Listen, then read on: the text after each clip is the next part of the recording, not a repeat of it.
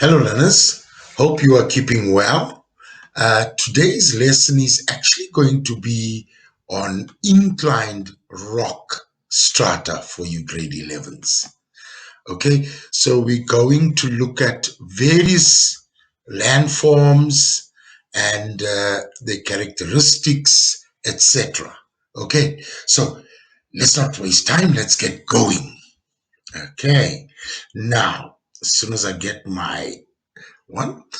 What we're going to look at here is we actually get me get my highlighter. I always forget about that. Uh, Highlighter. All right. And we're going to look at this inclined and tilted rock strata. We're going to identify landforms. You will see as we go through this lesson. Then we're going to look at characteristics and processes associated with the development of these landforms. Okay? And from the outset, I want to say that we need to make it visual. That's better understanding. It's not a difficult section, but once you make it visual and you can visualize things, it becomes easier, as I will show you when we go through this inclined strata. Okay? So let's look at our next slide. All right? Here, we look at this little picture and we look at this little formation down here and we notice it's sitting at an angle. Okay, I just took the definition of tilting just to give you an idea, right? That definition actually gives the definition of move into a sloping position, tilting, inclined. It's at an angle. It's not horizontal. Now you may say, why am I bringing these things? You need to understand the basics before you do all the other aspects of a section. So it's very, very important to know that tilting is at an angle or it's sloping. Okay? Now, the tilting, why would rocks tilt? Okay, again, it's a basic thing which we need to know. And some of the things that can cause tilting, okay, is forces within the Earth's crust. Okay, below the surface is the Earth's crust. What forces are we talking about? Okay, one of them is folding. All right, when you got that happening, okay, remember it was like that. Now, if it folded, what happens? You have an angle. I'll show you some slides just now. When rocks are uplifted, sometime when they get uplifted, okay, they could be pushed at an angle from where they were. Okay. Or when faulting happens, all right, there's your rock and suddenly it breaks and one goes down. Can you see it? We get angles, we get tilting, we get sloping. All right. These are basics that you need to understand. Okay. So let's get on. All right. We can see the forces acting here, folding, all right, faulting. Okay. And there it's faulting. And you find that the angle gets created when it breaks off. Okay. Or when it folds. Okay. Right. Let's look at some examples. Look at this beautiful rock structure here. That's a beauty of geomorphology. It is very, very visual. All right. Can you see the folding here? All right. And when it folded, can you see how the rock got tilted or inclined? It most probably was like that, but there's the folding happening. Can you see the tilting? All right. Let's go to another one. This is actually faulting. You can see the crack here. All right. And as it cracked, it may have slid down, creating an angle or inclination. Okay. So we can see this geomorphology in real action, learners. We can see it happening around us.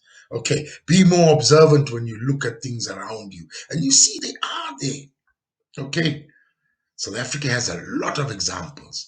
So another thing that we need to look at before we go into the features is two other concepts: a scarp slope and a dip slope. Now, what is a scarp slope? From the description down here and what we see down here, it looks steeper. Okay, in relation to that. So it is a steep slope. Obviously, you've learned in the past, if water will move faster, there will be more erosion. Okay, just basing it on the steepness. Of course, other factors will come in like vegetation, but we're not worried about that yet. We're just looking at steepness, more erosion. Then we have a dip slope, and if you look at this in relation to that, it is more gentle. So it is a dip slope, a gentle slope. And relating to gradient, there will be less erosion. Now, learners, I want to highlight one thing to you. If I say name the slopes, then you would say it's a scarp slope. If I say describe the slope, it is a steep slope. Please note that. We find this happening in various occasions where we say name the slope and you say steep slope. It's a description of the slope. Scarp slope is the name. Would you remember that? Because we lose marks unnecessarily. Okay? I think I'm enjoying my water today also. Okay, there we go again with my pen. So, some of the things or some of the erosion processes on the slopes, okay, that will cause erosion on the slopes. We're just playing around with things to get a better understanding before we start with the actual landforms.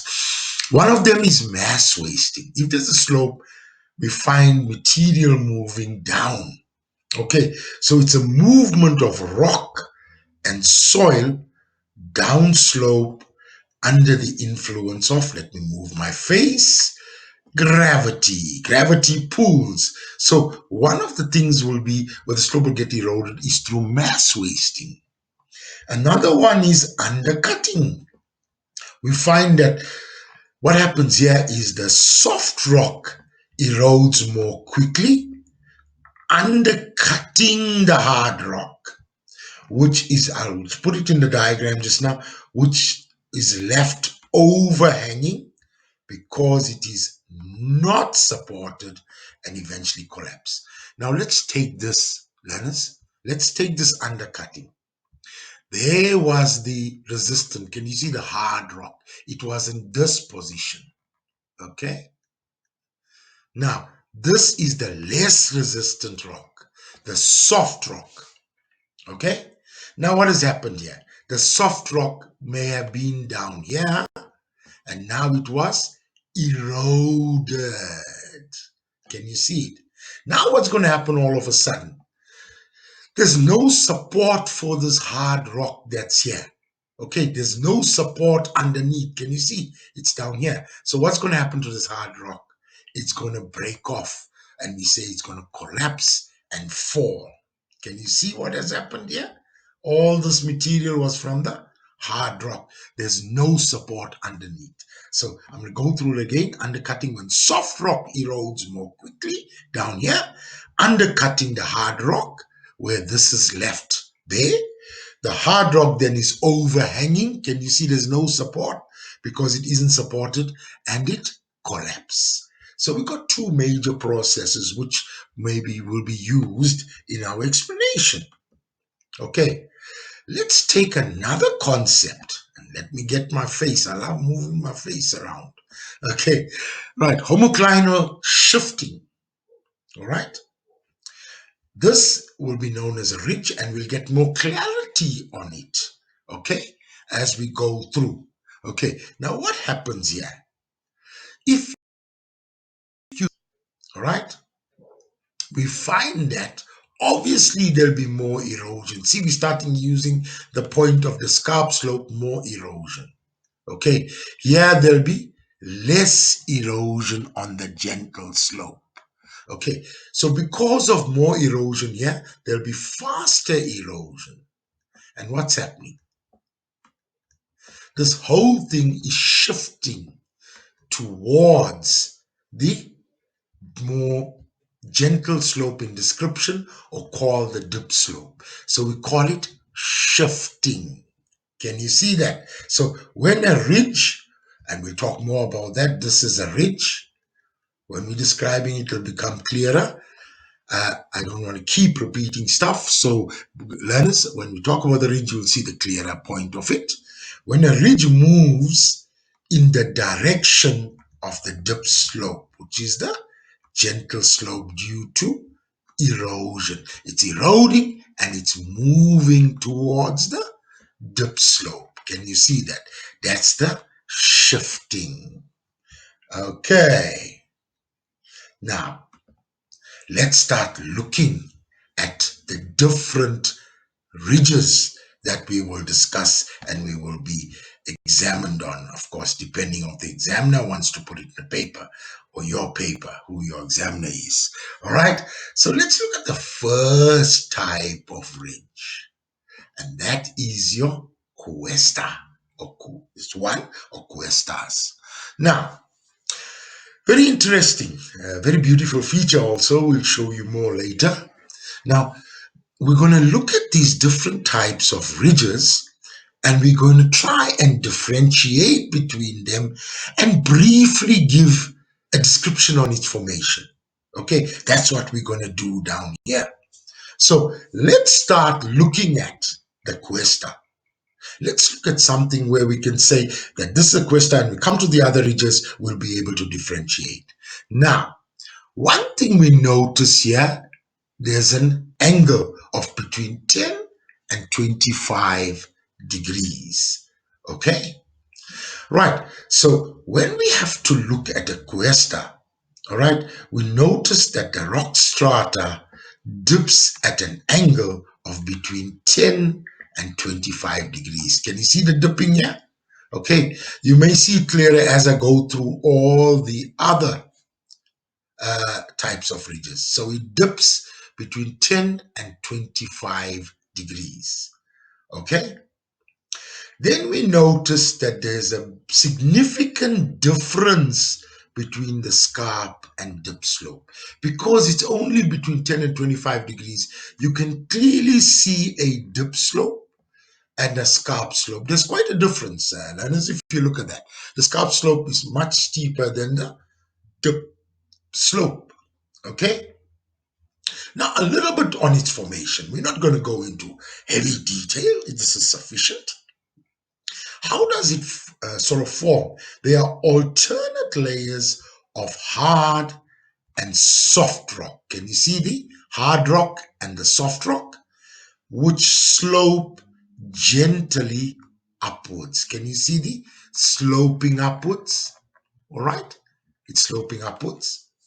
Now, obviously, if it's sloping upwards, this area is more exposed, isn't it?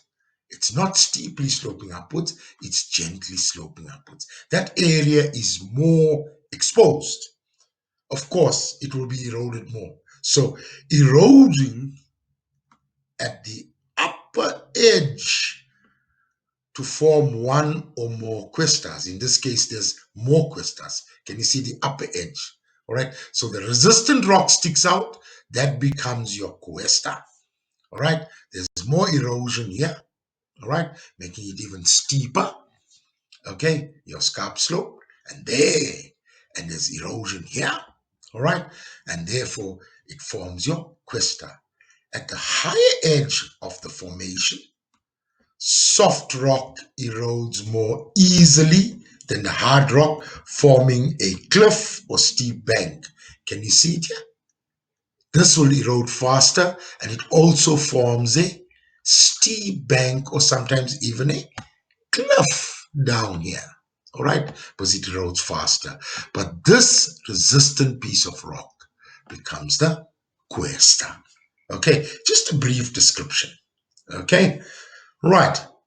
Now, let's look at another. Oh, first we'll have to look at, I love my pictures. Can you see this one? Beautiful. Right? I wish we were there now. Beautiful cuesta. All right. Can you see the steep, the scarp slope and the dip slope?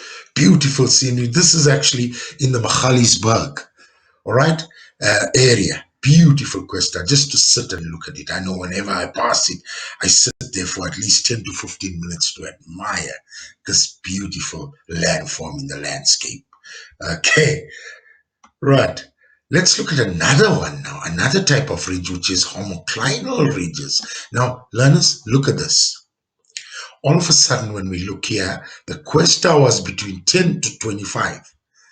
This angle, if you look at it now, it's 25 to 45. Now, I just want to go quickly back here. Right. Look at the slope here. All right. 10 to 25. Let's go back here. Look at the slope here now. All right. There's a change in the difference now. All right. The whole rock strata has been more higher or higher uplifted. You understand? I know what the word higher uplifted. That's new terminology I'm using. But the angle is inclination is greater. Okay. So we look here, 25 to 45 degrees, which is a big difference now from 10 to 25. Okay, so we can say compared to Cuestas, the difference between the scarp and dip slope is significantly less.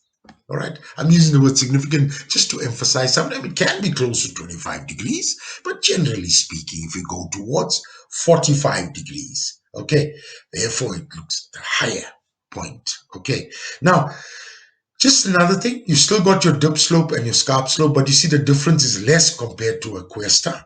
Now, homoclinal ridge is a steeper, even cliff-like front slope. Can you see it? Cliff-like. That is formed from the outcrop of cap rock. Okay? Now, cap rock, as if when you've done your horizontal layered strata, you notice that's right on the top, okay, of that area, and that's a resistant piece of rock that's found right on the top. So your cap rock at an angle, okay, this is what that forms the Cuesta as a here, your resistant piece of rock. Okay, right. That's briefly you knowing the difference between the Cuesta now and the homoquinal ridge. All right. I made a mistake by using the term Cuesta. Yeah, this is your homoclinal ridge. Apologies, learners. Homoclinal ridge. So we know the difference between a Cuesta and a homoclinal ridge. Okay, let's go to one more ridge. First, I'm forgetting. First, my little picture. Here you can see there's less difference now between the scarp slope and the dip slope. It's more or less towards the 45 degrees. This is a relatively steep one. You understand? Little difference between dip and scarp, more towards the 45. I would estimate this to be around 43 degrees, etc., to the inclination. Okay, but beautiful landscape. Another one I'd like to be sitting at for the next half an hour or for quite a few days. Okay, right, let's go on. The last one is a Hogsback. Now, what do you notice? Look at the inclination now. It's more than 45 degrees. So, if you look at this, learners, there's very little difference now between the scarp and the dip slope. All right, because the inclination is 45 degrees, or sorry, greater than 45 degrees. Huge difference. Okay, so there is very, very little difference between the scarp and the dip slope. Okay, very little difference between the scarp and the dip slope. Okay, so we can see the difference. Let me do those, those animation before we call them cartoons and see the thing as they go through. All right, you all know what I'm talking about, many of you. Look at the slope here. Can you see? All right, 10 to 12. Let's go here quickly. Now it's 25 to 45. And eventually it's more than 45 degrees, a big change. Eh? You must understand that difference. Look at little hints the examiners give you. They could give you the angle of greater than 45, or they could show you the differences between the inclinations so you can identify which type of ridge it is. Okay, let's look at it. It's usually created by erosion of soil, soft rock layers that are around here, exposing the upper portions of the hard rock formation. So there could have been all these rocks, softer rocks, sedimentary, which got eroded. And as they got eroded, what happens? This gets exposed. It's a hard layer of rock that's formed. All right. Okay, your igneous rock that's formed in the area. All right. Now, let's go on. I love my stuff. This is a good example of a Hogsback ridge. Can you see the difference between the scarp and dip slope? You can actually, in this picture, learners, you can't even see the difference. You don't know which one is a dip and a scarp because they're so close. Okay, but you can see a slight change down here from there to there, steeper in this area. But otherwise, you can't really notice the difference. Eh? Okay, right. Now we look at cuestas that can form domes and basins. Okay, and this you will also get tested on. You need to know the difference between the two. Okay, so this is a cuesta dome. Right, I want to quickly show you something and then I'm going to go through the explanation of the dome. Right, this is a cuesta dome. Now look at how the rock strata dips. It bends upwards. Okay? That's why the word dome. And just go quickly to the next slide. This is a basin. Now look how the strata dips. It bends or folds downwards. Can you see the difference between the two? Basin is this one, where it dips downwards. And we'll go back to my first slide. Dome, which dips upwards. That's one of the biggest things that you'll see a difference or identify in terms of a cuesta dome, dome shape, or basin, basin shape, dipping downwards. Okay, learners, note that difference. Okay, so let's look at how it forms. It forms when rock strata folds upwards. We saw that already. The scarp slope dips towards the center of the dome. Another one. Look at this. This is the center of the dome. Learners, look at where the scarp slope, it dips towards that. Can you see? And if you look at this, this is the steep slope, remember? And if you look at the dip slope, it's outside the dome on the other side. You understand? From the center of the dome, it's this side. Can you see? It's another thing that you can look at to identify, hey, this is a cuesta dome because the steep slope is on the area towards the center of the dome. Okay? Make it clear, learners. Less resistant rock when it's eroded in these areas. Remember, this is your cuesta. Okay? The resistant rock that's sticking out. The softer rock gets eroded. Can you see this area? It forms a flat area in the center down there, and that forms your valleys around the dome. Okay, your valleys, okay, of the dome. Right, and this type of feature generally is circular or oval in shape. Can you see that? Circular or oval in shape. Have you got that? That's a cuesta dome. Okay, right. Let's look at the basin. Remembering this now, the basin now, the strata folds downwards, learners. Can you see the difference? Downwards now. All right. And now the scarp slope dips towards the outside. Now the scarp slope is here. Can you see it, learners? On the outside. and the dip slope is towards the inside. Can you see the difference? Because of the dip. That's another thing you can identify, the two opposites. In the dome, it was opposite, and now it's on the other side. I'll show that to you again, just to clarify that. Look, scarp slope on the inside or towards the center, dip slope on the outside, dome. All right, basin, dip slope towards the center on the inside, scarp slope on the outside. And of course, less resistant rock form valleys in the basin, all right, or in this area. Can you see it down there? Right. Again, this is also generally circular or oval in shape. Okay, I hope that's clarity between the two because it's not difficult. If we look at the both and we get an understanding, and as I mentioned, to be visual with your work, visualize, and you find it far more easier. Okay, right. How do we use these things? All right. Now, in the Cuesta, we realize that the dip slope is relatively gentle, not flat, but relatively gentle. And the Cuesta dip slopes can be used for forestry because it doesn't have a very thick layer of soil. All right. So it's used for forestry. Okay. Cuesta valleys, which flat area can be used for farming. Okay, I've added this definitely because I love Cuestas and the beauty of the area can be used for recreation. Just to look at the stuff, learners, the aesthetic appeal.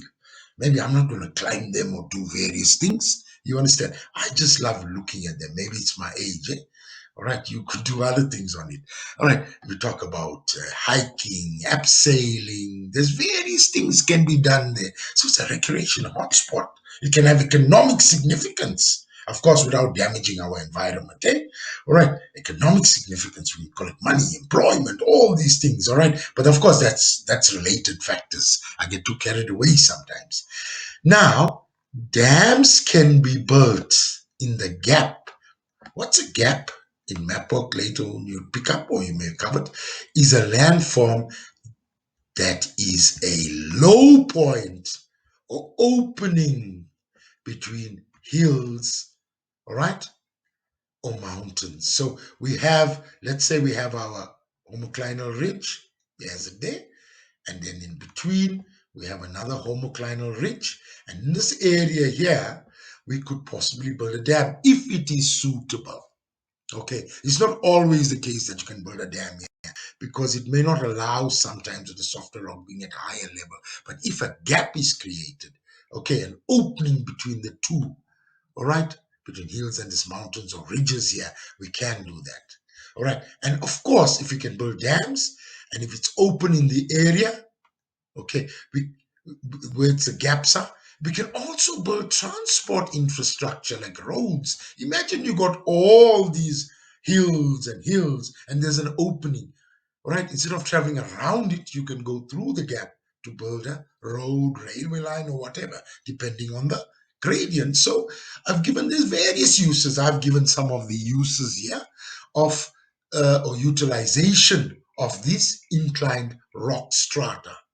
Okay, let's look. Of course, we always have to look at uh, a question. Of course, this has been adapted from a DBE past paper. So let's go again with the rulings. All right, bringing my face in here. Okay, so let's look at the things first. All right, now the figure above, which shouldn't be above, learners. I'm trying to confuse you here. It's below. Wow. Okay. But you know what I'm talking about. Showing a ridge labeled A. Okay. Showing a ridge labeled A. So the examiner has given us a little hint here that it is a ridge. Okay. So A represents a ridge. Now I know we did Cuesta, we did Homoclinal, we did Hogsback. if I look at this ridge down here, there's a clear difference between the dip slope and the scarp slope. Can you see? Clear difference. If I look at the inclination here and draw a line here, it seems to be between 10 to 25. You can see a clear difference between the dip and the scarp slope. So already I know this is a Cuesta. I see the examiners put other things here, B and C, or B and C. What is it referring to? Oh, it's referring to this dip slope, scarp slope, most probably. All right, because it's right there. Okay, is there anything else? I can see there's difference here. There's no key, but there's difference here between the way it's shaded. This is not shaded, this is shaded. Even if there's no key, what does it show? This, I remember, oh, is my hard rock or resistant rock. This is my soft rock or less resistant rock. Can you see how we interpret the diagrams before we answer the questions? So now, if we interpret the diagrams, learners, we already have answered some of the questions. Because the examiners do give you little clues in the resource. Don't forget that, eh? All right, they added all this. So look at the first question. Identify a ridge labeled A. Can you see it, learners? You worked it out. It's a Cuesta. State one significance of ridge A to humans. Now, once you worked it out, okay, you know it's a Cuesta. Can you see a related question now? All right, you know, it's that bridge A can be used forestry on the dip slopes. That's what I gave you. There could be many others, all right, that you have learned. Use them if it's geographically correct and sound. All right, we spoke about tourist attractions where recreation can be had, whatever. You understand now? You're using your notes here. Okay, your notes has been used. You've studied it. Now you are applying those notes. It's as simple as that. You can't just learn parrot fashion in geography. You have to visualize and then apply it. Explain the formation of ridge A briefly. Can you see? Don't fool. You're not a geologist. Brief explanation. Okay, you got these alternate hard and soft rock layers that gently point upwards. Okay, the exposed front area is exposed to erosion. Okay, as I discussed it there. All right, and therefore you find that that part creates a scarp slope. The softer rock below gets eroded. All right, but you can add that's not the most important part, but you can say it gets eroded and therefore creates a cliff. But your main emphasis is that it's gently sloping, pointing upwards, and the top part is exposed to erosion, which creates your cuesta. It's a brief explanation. Okay, and that's fine. Now look at this. Identify slopes B and C. You know it. Identify slopes B and C. You do not say steep and gentle. You make sure you use the names. B is a dip slope. C is a scarp slope. Is that clear, learners? Don't, and if they say describe slopes B and C respectively, then you say B is a gentle slope, C is a steep slope. Is that clear? All right, please, these are marks. Eh? We can't lose them. Now look at the slightly higher order questions that come at the end. Mesas do not develop in this landscape. Give a reason for your answer.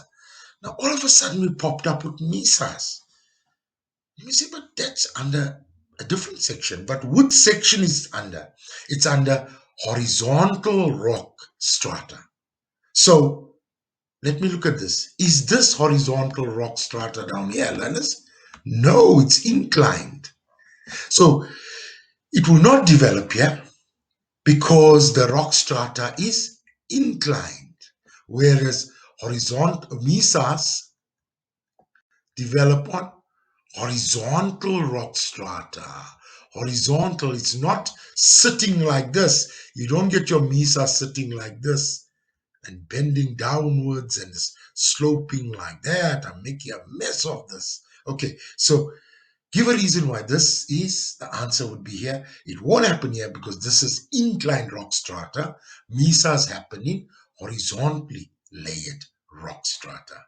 Again, learners, important thing again here is understanding, visualizing, all right, seeing what a mesa is, knowing the difference. Well, I'm using the word mesa, let's change that to cuesta, but in the mesa and horizontal layers, all right, seeing, visualizing what a cuesta is, knowing the differences between cuesta, you understand, homoclinal, hogsback, okay, knowing how we could see the differences, knowing a basin dips downwards, a dome dips upwards. And when we know this and then applying it into your questions, and geography becomes smooth sailing. You understand? It becomes smooth sailing. Learners, I hope you enjoyed this lesson. Until our next lesson, all the best.